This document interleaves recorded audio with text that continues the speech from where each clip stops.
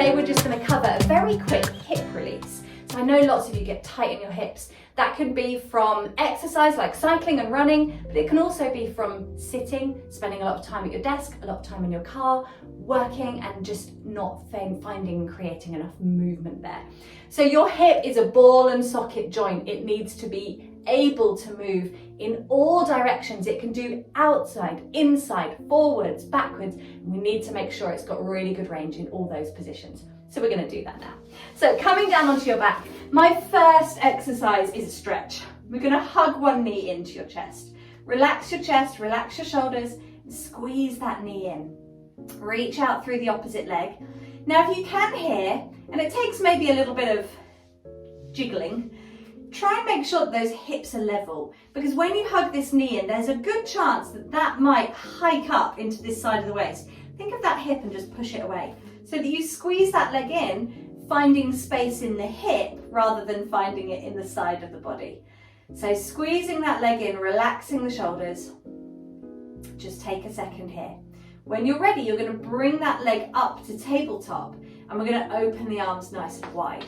You're just going to circle that leg now. Imagine you've got a pencil on the top of your knee, and you're going to just draw some circles on the ceiling. Now try and make sure when you do this that your pelvis is nice and still.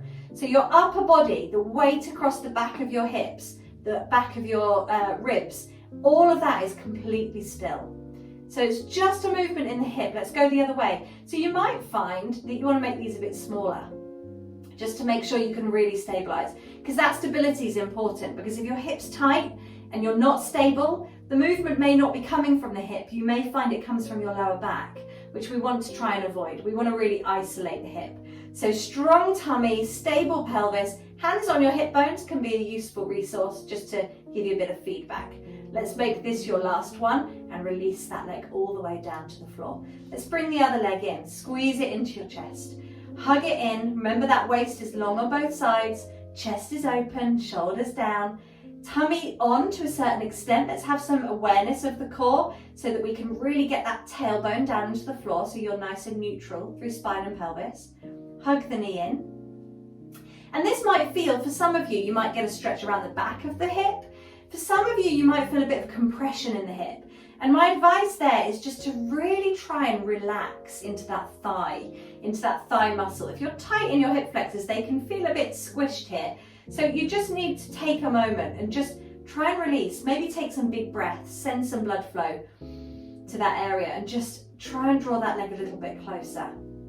Bring that knee up to tabletop, take the arms wide, and let's take those circles again. So connect into the tummy. Hold on to your pelvis if you're not sure. Keep thinking of breathing as you move this leg, and keep thinking of every time you exhale that you're just going to tighten that tummy a little bit more. Can you imagine that with the belly you're just squeezing yourself into a tight pair of jeans? Let's go the other way. That's all we need. It's just that little bit of connection and awareness.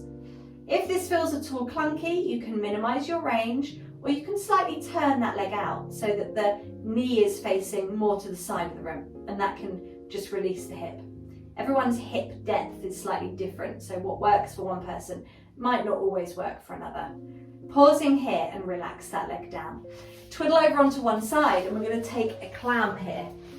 Now, this is a nice external rotation of the hip. You want to have your feet in line with your tail, head resting down, hand on hip, little bit of a lift through your waist so you're not collapsing into a kind of fetal position here. Think of drawing away. Find that space, lift from the underside, and then when you're ready, exhaling to open here. Feet together, pelvis nice and still. Again, hand on hip can be useful.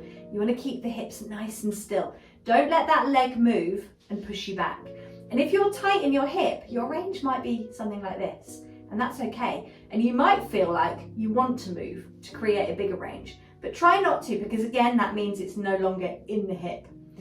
Make sure if your hand's on your hip here that your shoulder's not rolling forwards. We want to get a really good postural chain so that we can be really sure that as we move this hip, everything else is nice and steady and where it should be so that we get the optimum range from the leg. Let's take another 3 and 2 and 1 and releasing down. And these clams, twiddle around, are really nice for strengthening the muscles in the glutes, particularly the glute med, which are responsible for this movement, this rotation in the hip. So if you feel like it tires quite quickly, don't worry. It just shows that you're doing something for it that it maybe needs a bit more of. So it's a small muscle, but it is really a good muscle for stabilizing the hip, stabilizing the pelvis. It's great for overcoming knee pain because you create stability here so the knees aren't having to do quite so much work. Really strong in the tummy here. We've got to really reconnect with that posture. Chest open, ribs in, a little bit of a lift through the waist and a nice stable pelvis. Feet together in line with your tail, roughly. Sometimes I tell people to line themselves up against the back of the mat, and that just gives you a kind of visual for where you should be in space. Keep pulling your tummy away from the floor. Keep drawing that belly in. Let's go 3 and 2 and 1. Rest down. Now here you could, if you wanted to, reach back for that foot. Now this isn't going to be possible for everybody, so this might be something that you do standing, or I'm going to show you the other leg on our front in a second. In this position, just check that you don't arch through your spine. Get those ribs in, open the chest, or lengthen the knee away. Strong tummy, and just finding that foot, hold on to that foot, you'll get a little bit of stretch in the front of the thigh. This feels icky for the knee at all, stop. Pausing here, when you're ready, I'll show you the other leg on the other side in a moment, but come onto your front. We're going to take an extension of the hip now, so we want to open the front of the hip. Get your legs parallel, hip width, head is down, shoulders pull back and belly pulling up to spine. Can you activate those legs? Almost feel like you're kind of squeezing the thighs and pulling the kneecaps up towards the hip. And then can you feel like your tailbone is reaching to the back of the room, like you're just pushing this pelvis backwards. So you really release your lower back. Squeeze into the tummy to hold that there. You might want to squeeze the bottom a little bit, and you're going to then just press a leg up and release it down. Press the other leg up and release it down. Keep going, press and release. Now you want to keep the leg nice and straight, and you ideally want to keep your pelvis really still. What I don't want to see, if possible, is this kind of roll of the pelvis. If this isn't a possible move for you, then we need to work on opening the front of the hip a little bit more, and I'm going to show you a stretch for that in a second. But we need to really lengthen that leg. You could even imagine that you're going to squeeze the bottom a little bit, and that might just give you a little bit of extra help and assistance in creating that space across the front of the hip. So squeezing the bottom to lift that leg is fine, as long as it doesn't mean that the leg swings out. You want to keep it parallel. Sometimes with a big glute squeeze, you create a bit of a rotation or a abduction. We want to avoid that. Let's just take one more here, and then I'm going to show you the stretch here, if this is an option for you, and it won't be for everybody. Bend the knee, reach back, take hold of the foot, and then hold that stretch here.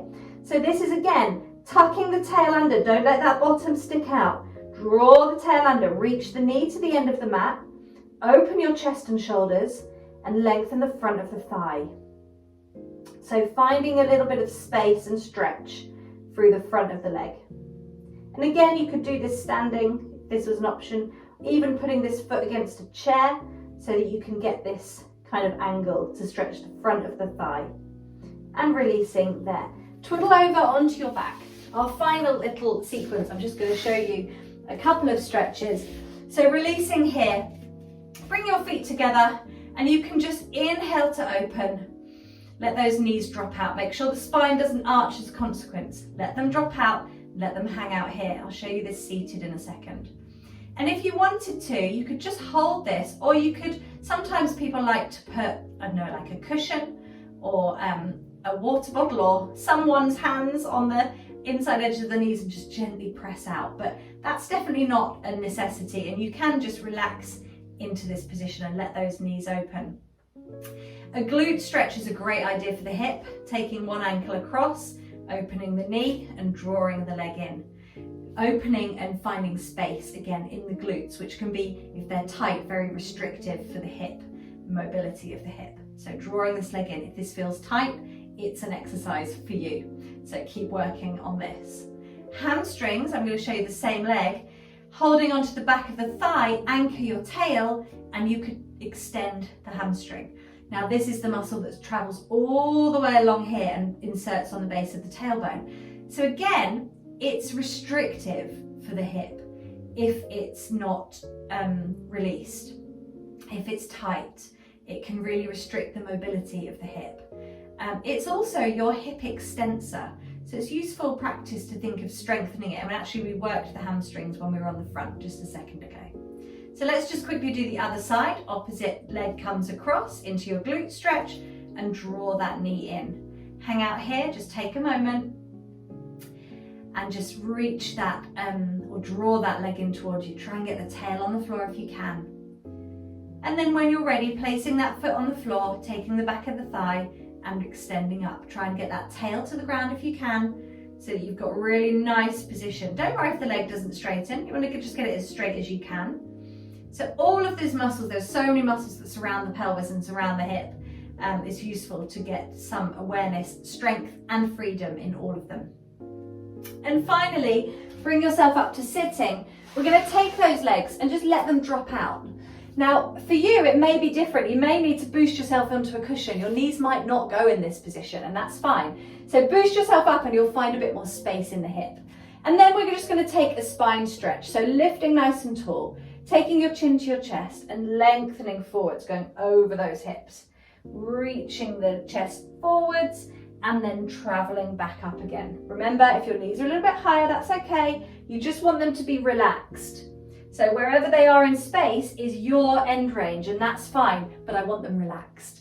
And then if you've done a couple of those, you can then bring the feet in a little bit closer, hold on to the ankles, lift yourself nice and tall and let those knees drop out to the side.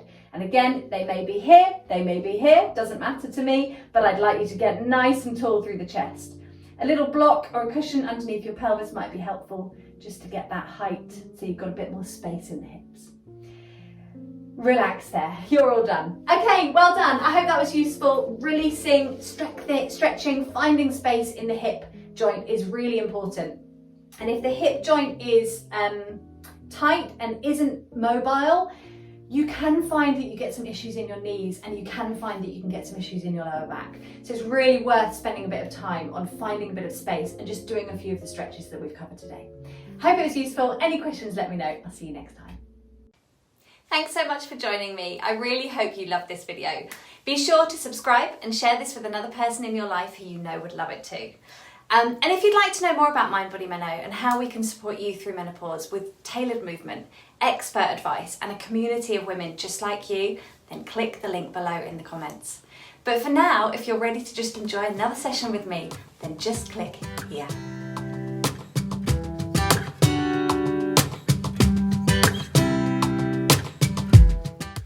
For joining me. I really hope you loved this video. Be sure to subscribe and share this with another person in your life who you know would love it too. And if you'd like to know more about Mind Body Meno and how we can support you through menopause with tailored movement, expert advice and a community of women just like you, then click the link below in the comments. But for now, if you're ready to just enjoy another session with me, then just click here.